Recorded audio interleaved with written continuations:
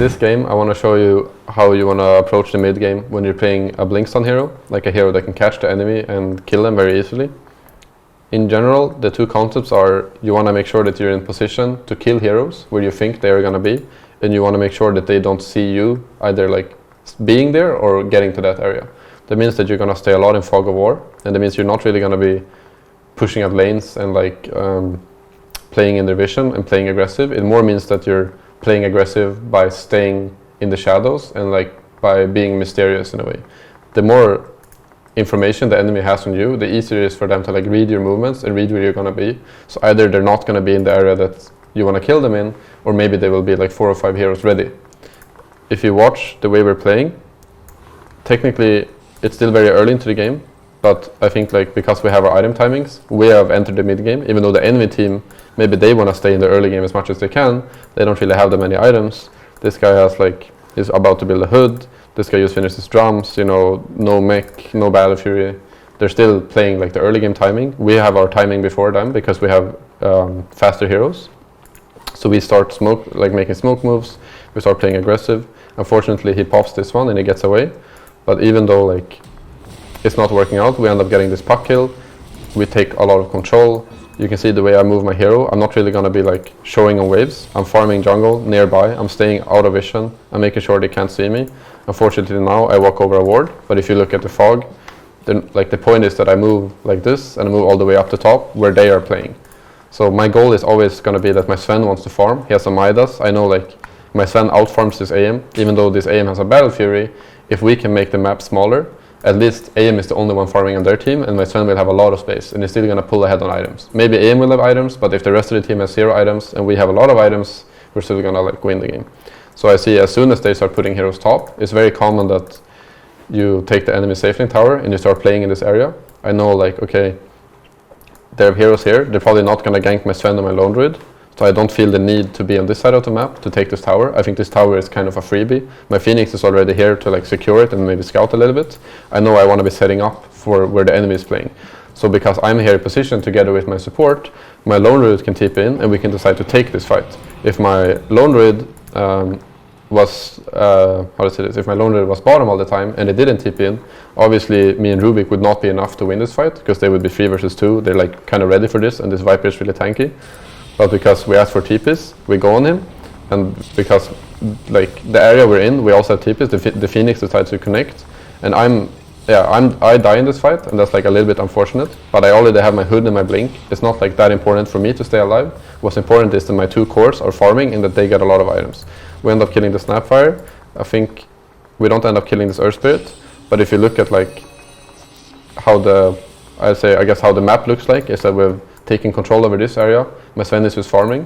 We've shoved them out of the top lane. We don't let them into our jungle. So like all of this is like ours right now. The anti-mage is being a little bit sneaky, farming on our ancients, our side of the map.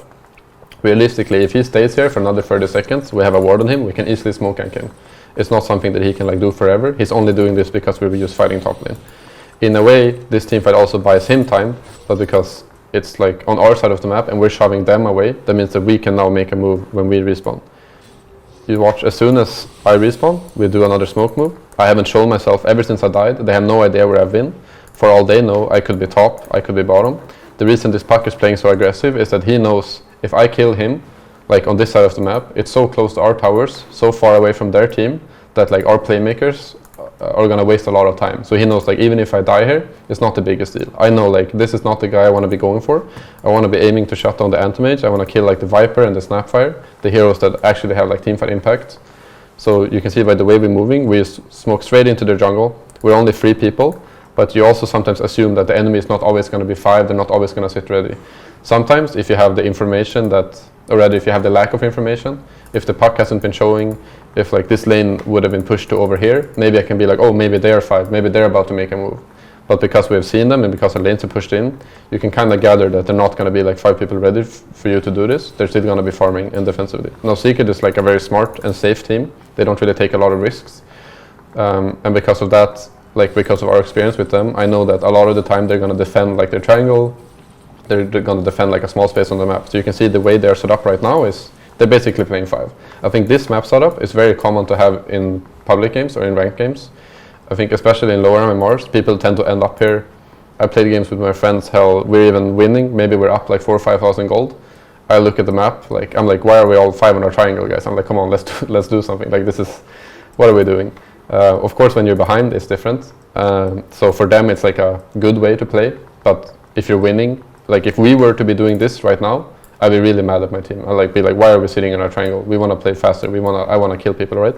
So if you look at our maps set up instead, we're ready to like jump them if they push out mid. We're ready to take the fight. But my Phoenix is farming, my Sven is farming, and once like these two lanes are pushed out again, then we'll get information. I'll know like, okay, somebody's bottom defending this tower. I know that somebody's top defending. Maybe then we can make another move in and try and take more control.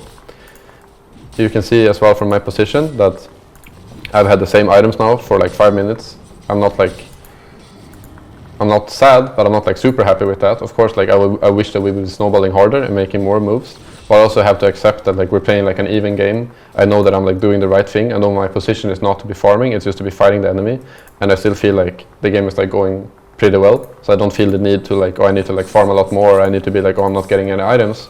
I can tell that probably the Snapfire in their team or their Earth Spirit is like feeling the same way.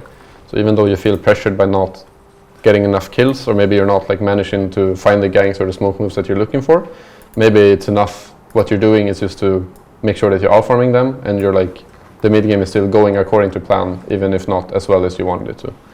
I'll just show you really quick that all this time I haven't been showing myself, and all this time they've been playing kind of together mid. We're still playing a little bit more open map, and at this point they decide like that they've had enough. I think we might even show on a ward or something, and they say like, okay, we're gonna take this fight. I think this is gonna end up really bad for us. Our lone raider gets caught out. I just blink away and stampede and run. It's very important, especially in the mid game. In the early games, kills don't matter as much, and maybe you can still fight with somebody being dead. But when you enter mid game and the late game, you need to understand that if somebody dies on your team, or if somebody gets caught out, that you shouldn't just go in and try and save them. I think a lot of people have this like save a friend syndrome kind of in Dota, where they tend to go in just because their friend has gone in. I tend to view it as like, okay, before a team fight, would I want to go in here? And I feel like, no, probably it's hard for me to jump in. And then like, if my carry gets jumped, that's an even worse start of the team fight. Like I probably not want to go in even more. But maybe I'll feel like, oh, I have to save my carry, and then we all end up dying. So it's a very common mistake to do, especially as an offlaner, because you get this feeling like you want to protect your carry, you want to be the one dying, not them. But a lot of times you have to accept the fact that it's going to be a bad team fight, and it's a lot better to just cut your losses and to move back and then try again, instead of like just trying to make the best of it and failing completely. I'll talk to you a little bit about what happens if your team doesn't really listen to you. I think in this situation, I'm set up top and we're ready to TP in and kill them. And I'm telling my team like, TP in, I want to take this fight, right? Sometimes he's not TPing in, and maybe like out of frustration, you end up like blinking in and stunning, even though you know it's a bad idea. I think it's usually better to take like the slower approach and to stay safe. Probably what I would do is I would just stay up here. I would make sure that they don't run into the jungle, at least we have some information. And if they do come, I would probably like run away and try and play it on this side of the map instead. You get a little bit of a feeling playing ranked games if your team is like listening to you, or if they're kind of playing their own game.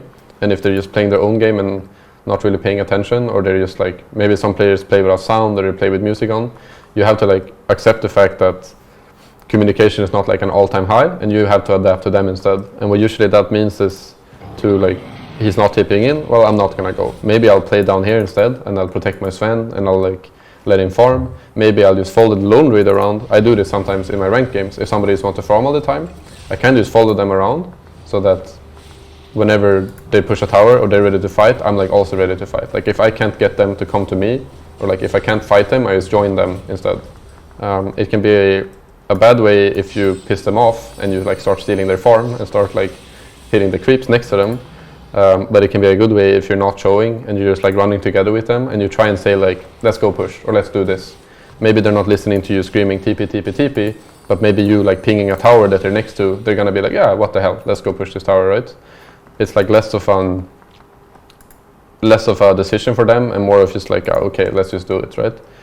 Some games, people are gonna be like very angry, I guess, and flaming each other, and I think it's important to understand that even if you yell at your team, like, you guys need to fucking listen to me, yeah, like, why do you never TP in, like, I went in and died, this would have been a free fight. These things are like not really gonna be beneficiary. Nobody's really gonna play better from you like telling you that. Maybe you can say like, hey guys, please listen, I have a blink, I wanna kill people. it's a lot more like respectful, and people are gonna like want to hear that instead of saying, "Oh, you jerk, why don't you come with me?" Like, I think the tone you set is very important, and even if people are being assholes, there's not really nothing good coming out of being one as well.